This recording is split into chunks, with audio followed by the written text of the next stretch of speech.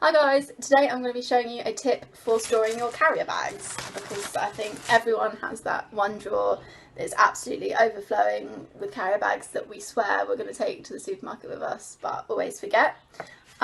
This one I learnt from one of my friends and I just was like, this has to be shared. Look, this is the finished product. So much better. So I'm going to go straight in to the Tesco's bag.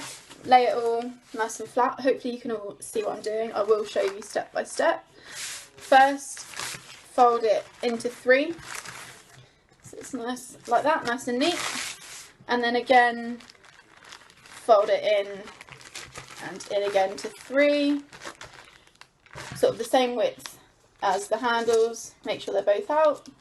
And then you want to fold it in half diagonally and press all the air out as you're going.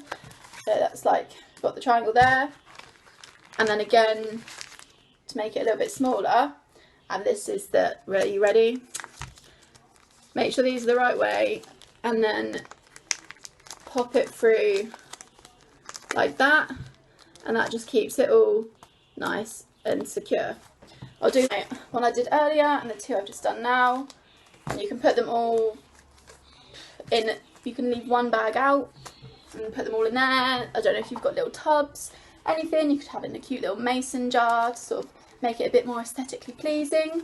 I'm now going to sit in the sun, and as you can see, I cleared out our under sink storage, and I'm now going to fold all of those.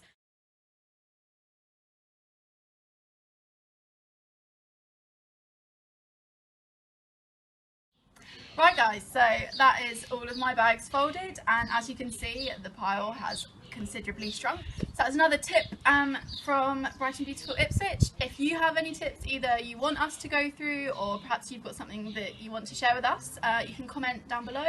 Also give us a subscribe to keep up to date with any new tips that we keep bringing out. Yeah, enjoy the sunshine.